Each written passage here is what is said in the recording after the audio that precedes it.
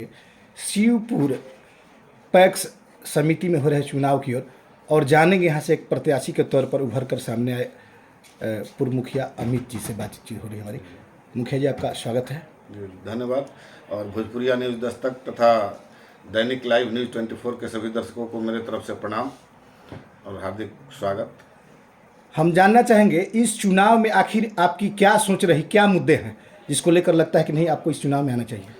देखिए, इस चुनाव में आने के बहुत सारे मुद्दे हैं। जैसे जो अभी वर्तमान पैक्स अध्यक्ष हैं, उन्होंने किसानों के लिए कुछ नहीं किया। जैसे किसानों के लिए वो सिर्फ आते हैं, 2 महीने धान की खरीदारी करते हैं और चले जाते हैं, जबकि बहुत सारी अनियमितताएं हैं। न खाद का वितरण किया जाता है, न किसानों को धान और गेहूं फसल की पटवन के लिए जो ट्रांसफार्मर और बिजली का कनेक्शन वगैरह है, वो सब में कहीं उनका कोई रोल नहीं रहा है। पूरे यहाँ के किसान जानते हैं कि ट्रांसफार्मर पोल सब मेरे माध्यम से और मेरे द्वारा मेहनत करके लगवाया गया, खेतों पे जाके लगवाया गया। वो अध्यक्ष जो वर्तमान हैं वो आते हैं, खरीदारी करते हैं, और उसमें भी अभी आज के डेट में बहुत सारे किसानों का पैसा बाकी है जिसका भुगतान आज तक उनके द्वारा नहीं किया गया। चुनाव चल रहा है, नॉमिनेशन हो गया और अभी तक पैसा नहीं दिया गया। और जिन किसानों का पैसा बाकी है उनको रसीद तक नहीं दिया गया है। इसको लेकर मैंने BCO साहब को आवेदन भी दिया था। भुगतान बाकी है, उनको रसीद तक नहीं मिला है। किसी और के नाम पर रजिस्ट्रेशन हो रहा है, खाते में किसी और का पैसा जा रहा है और भुगतान किसी और को हो रहा है, और पैसे की निकासी करके, और मेन जो किसान है उनका रजिस्ट्रेशन बिना किए पेमेंट रोक के रखा गया है। दूसरे तरफ वर्तमान पैक्स अध्यक्षों का ये कहना है कि विभाग ही हमें प्रताड़ित कर रही है, क्या कहेंगे?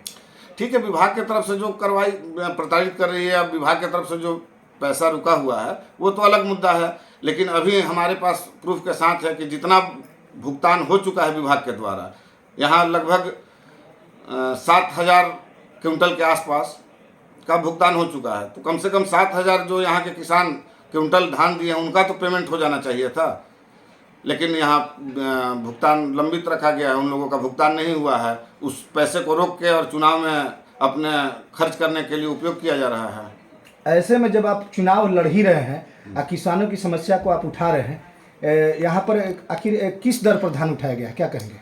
यहाँ धान पहले तो पैक्स अध्यक्ष के द्वारा 2116 का रेट तय किया गया था कि 2116 देंगे, लेकिन जब वेतन जिनको भुगतान हुआ उनको 2066 के दर से भुगतान किया गया है, जबकि सरकार के द्वारा 2369 और 2389 रुपये का दर निर्धारित है। इसके बावजूद यहाँ किसान चुपचाप पैसे ले लेते हैं, तो आखिर वजह क्या है?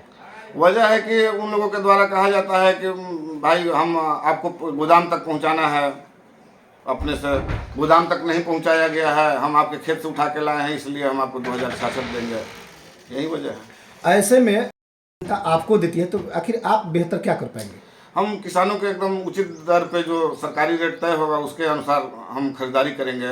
जो मेन किसान जिनसे धान का खरीदारी किया गया उनको रसीद दिया जाएगा, उनके नाम पे भुगतान किया जाएगा, और एकदम पारदर्शिता रहेगी कि जो सरकारी दर से वेतन होगा, भुगतान होगा, वो उनके डायरेक्ट खाते में जाए।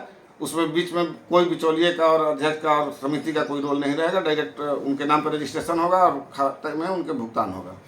यह मान कर चला जाए कि सामने जनता खड़ी है और जनता के बीच आप मौजूद हैं, जनता से क्या अपील करेंगे? हम जनता से हाथ जोड़कर अपील करेंगे कि जो वर्तमान अध्यक्ष के द्वारा मनमानी किया जा रहा है उसको देखते हुए, और 15 साल पिछले 15 साल मैंने जो मुखिया में जिस तरह से काम किया है, उस मुखिया में मैंने किस तरह से बेहतर काम किया है अपने पंचायत के लिए, उसको देखते हुए पैक्स में भी हमको एक बार मौका दे के देखा जाए कि मैं पैक्स को भी किस तरह से बेहतर बनाऊंगा। हमारे यहाँ गोदाम नहीं है, गोदाम बनवाऊंगा।